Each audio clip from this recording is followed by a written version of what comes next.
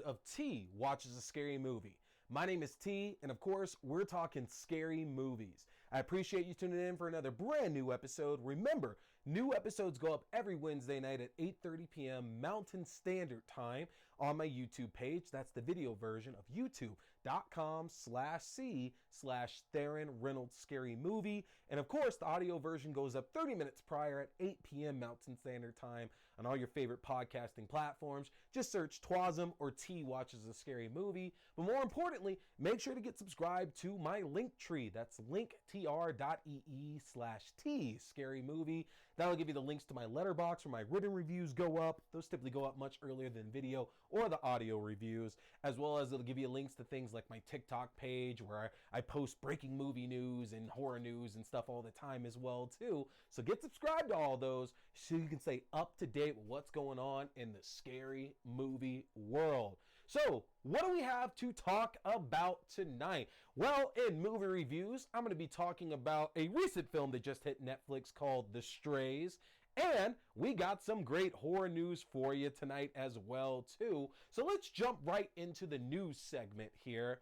First off, it was announced that the upcoming Camp Crystal Lake or Crystal Lake prequel TV series in the world of the Friday the 13th franchise, being led by Bryan Fuller, who you might know from a little show called Hannibal, is looking to appear on screen sometime in 2024. This is awesome news because it was only announced recently that Bryan Fuller was developing this show.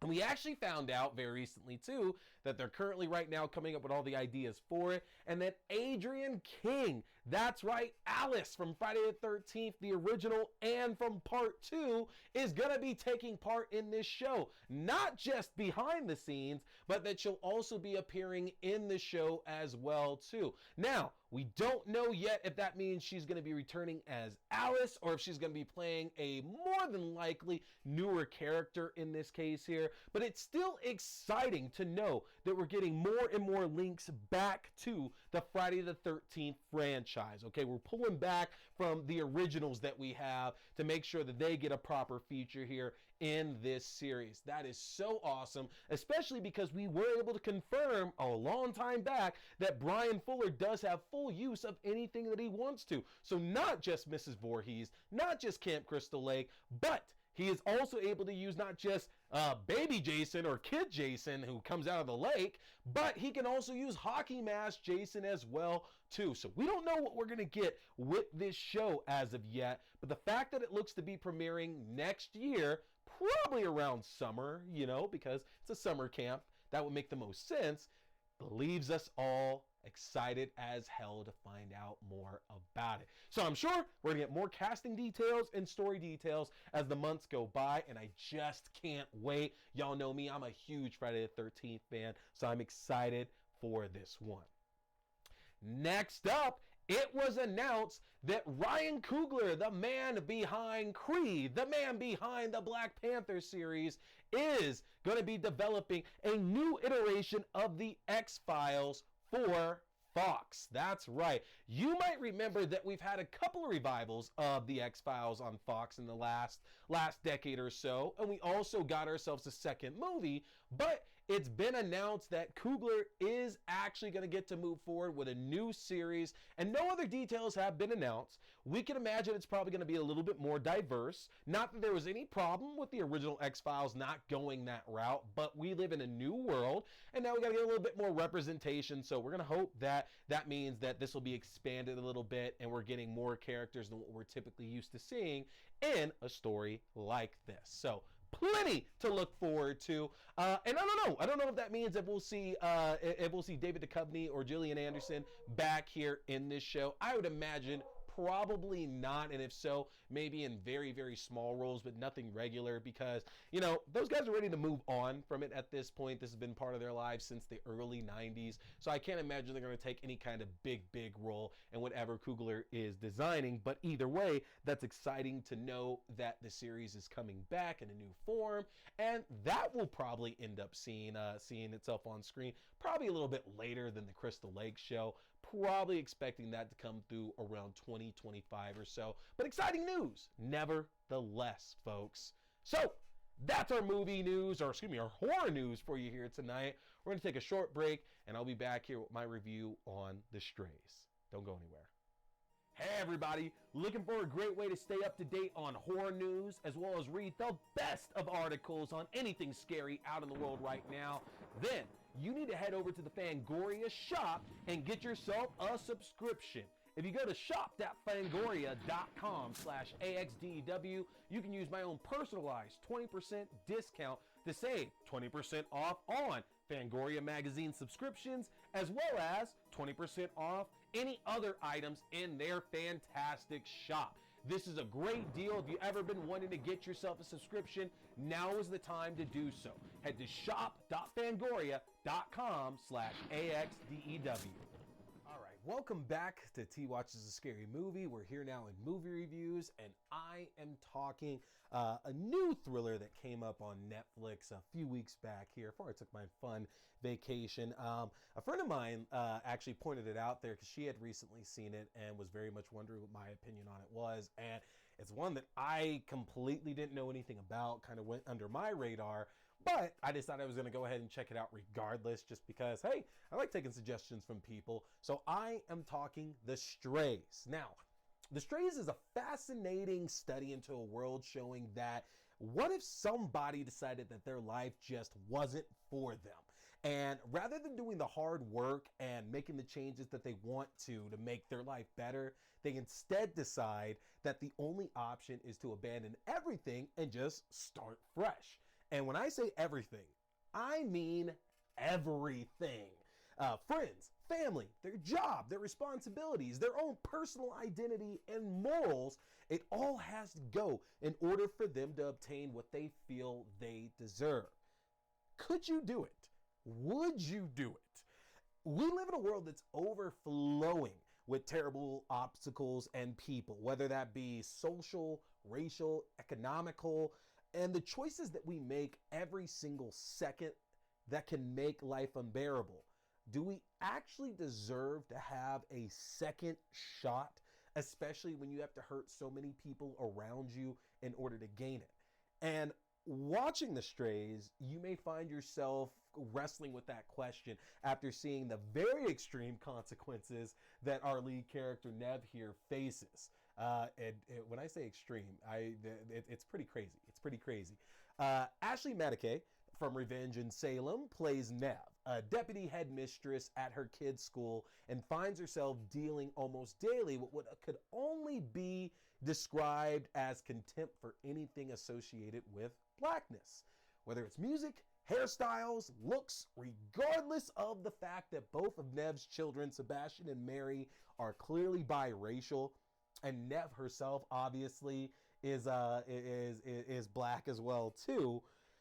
Nev's disdain for blackness is evident quite prominently throughout the entire film. And this issue begins to become compounded when Nev starts having visions of two black individuals who seem to be popping in and out of her daily routine at different times. Now, The Strays is an uncomfortable watch to say the least. Horror and suspense always thrive best when they have the combinations of great stories, great characters with interesting stories to be told. And Nev herself is certainly interesting and our point of view of the film, but the film points out just how unlikable and unrelatable that she is, not just to all the people, all the characters that are around her, but to us, the audience that's watching that as well. And that's kind of a bit of a hindrance because even after we gain more of an understanding of the events that happened at the beginning of the film that set everything into motion, you would expect that we would maybe get a different side of Nev and more of, I guess, a reasonable explanation for things progressing the way that they did.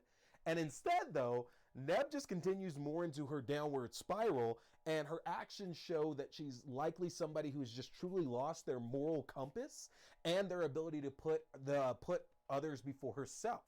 And This really is a problem. This honestly is like one of the biggest problems here with the Strays, because our antagonists do have like they have a sympathetic story. I was about to say it's somewhat sympathetic, but the honest truth is that it really is a very, very sympathetic story.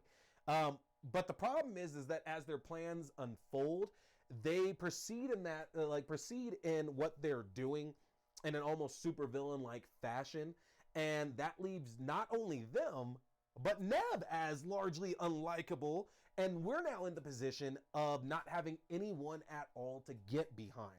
And I realize that's not always a problem with movies, and especially with horror movies, because horror movies very routinely have us watching bad people do bad things, and that's kind of like the goal of what we're doing. Like you can watch all of our old school movies from like the 70s and the 80s, and the whole joy is watching the villain in that, but we're still presented heroes, or at least protagonists, people on the other side that we can follow and not feel bad to follow. Even if they're dumb as a bag of rocks, we can still feel comfortable following these people.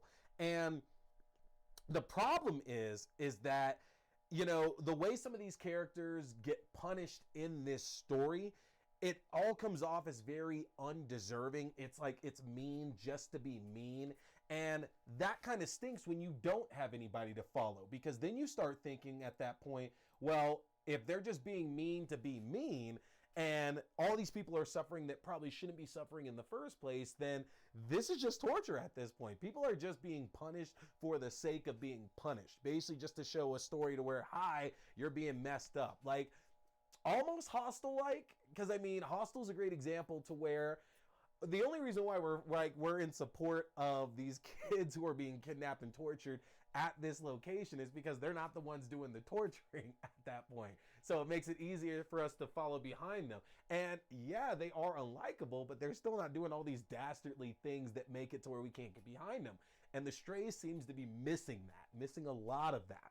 Now, to look at another aspect of this film, stories of race identity are typically American told tales. And it makes sense because this country unfortunately thrives off separation, which can absolutely cause identity issues for young people of color who grow up in areas where they just don't see a lot of people that look like them. I mean, hell, I'm a former Air Force brat, and I can absolutely relate to this because I moved around all the time and was surrounded with a lot of people who didn't look like me in a lot of different places. And I don't say that as a bad thing. I have great friends. I still talk to a lot of these people still to this day, but it wasn't until just about when I hit high school when I started getting real, genuine experiences with people who looked like me, and that kind of, built who I am, being in my mid-30s at this point. And The Strays, especially being set in England, a location that especially in the last decade or so has been finding its own identity issues when it comes to race, it adds an interesting, complex twist to the perspective. Because as we see throughout the story, the only person who makes it a constant issue of the race thing is Nev. Nev is trying to escape her past, and that means getting rid of any and all connections, which absolutely include her black identity. So it's not so much that she's racist or bigoted per se, but to Nev, any reference to blackness basically means someone's going to come closer and closer to finding out more about her past, and she's just not going to let that happen. And again, it was just very, very interesting to see that perspective given to us, because usually it's used in a much more derogatory manner, and that's kind of like the highlight of the story itself. And speaking of which, this is just as much of a ghost story as it is a revenge tale that kind of centers around race. Nev is dealing with all these ghosts of her past. They're here to haunt her for her selfish choices, and these are choices that affected both people that she knew back in her previous life and the people that are around her now. And while the ghosts of her past have returned looking for something between revenge and acceptance, the slow burn that all of this takes to actually get to where it's going and get some kind of shape is just so muted that the eventual reveal of what's actually going on, I can't help but to think it really should have just happened earlier. Because the problem is that there's so little runtime left devoted towards all these characters once we actually find out what's at play here, what's at stake, what's going on between Nev and these characters that have popped up here in her life. There's not enough story to really justify everything else that's going on. There's just too much in the shortcomings of the first part of this film that it almost feels like it's undeserved. Like we shouldn't be seeing what happens at the end, and the end is thrilling. It's suspenseful for sure. It's actually very very white knuckle inducing to watch the last 20 minutes or so of this movie, but that doesn't mean that it feels like we deserve to get there, honestly. Like I feel like we're missing a lot that could have been added in here. It's an uneasy watch, to say the least. The end caught me off guard, and I love being surprised at the end of horror. I absolutely love it. But as I mentioned before, some of the characters that get punished, they're getting punished for actions that they had no control over, they had no say in, they had no input on, they basically didn't contribute to in the least bit. And so because we don't have characters that we're really following behind, it just seems really, really mean. And the stakes get raised extremely high in a very short period of time in this film, and it doesn't come off like it's a natural progression to it at all. And I'm all for violence. I'm all for bad things happening to good people in horror films, but I like to feel like that was deserved. Like that was going to be the payoff that we should be getting, and it just doesn't feel right in this case. It really, really doesn't feel right. Not to mention that stories like these typically are really good at telling character progression, of showing how we're building up to what's going to eventually happen.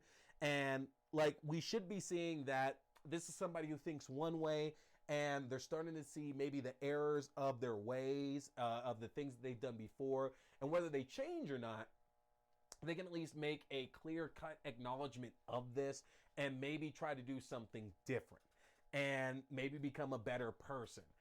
And unfortunately, The Strays just leaves this resounding message of we are who we are. And without much left to say, we end up feeling abandoned by the end of this film. So, you can see for yourself. I want you to go check out The Strays on Netflix and let me know in the comments what you thought about this film. Folks, that's it for us this week.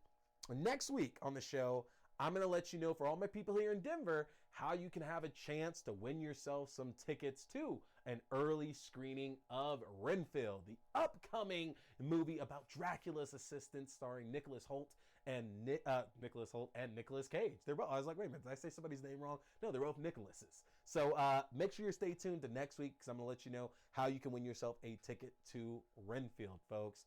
That's going to do it for me, though. Make sure to hit that subscribe button and let me know what you want me to watch soon so I can review that for you, too.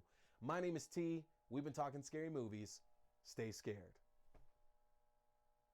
Boy here is a big fan of Fangoria. So, if you want to check out the world's best horror magazine that's out there, get a chance to get yourself your own subscription, which I just got my first one back in 2022, and I don't regret it for a second. But if you want your own Fangoria subscription, or you like the Fangoria merchandise, then head over to the Fangoria shop and use my link if you want to save yourself some money, folks. That's an easy one to remember. Just go to shop.fangoria.com/AXDEW. Again, that's shop.fangoria.com/AXDEW, or use my specific code AXDEW at checkout. You can save 20% off your entire order, and that implies 2 subscription and one-time orders as well. You don't want to miss out, folks, because with the magnitude of horror movies we've had released in the last few years, and with what we have on the horizon,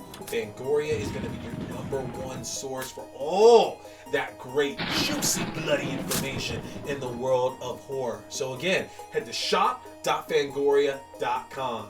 Hey there, folks! Thanks for tuning in to T Watch This Scary Movie. I appreciate you checking out another review or movie news, whether we're talking movies, TV shows, books, or games, whatever. It's all scary. Remember, you can check out new episodes every Wednesday night at 8:30 p.m. Mountain Standard Time on the YouTube page for video. That's youtube.com/C/Theron Reynolds Scary Movie. Again, youtube.com/C/Theron Reynolds Scary Movie. And you can check out the audio version on all your favorite podcasting platforms. Just search T Watch the Scary Movie or TWASM. Don't forget, my name is T. We've been talking scary movies. Stay scared.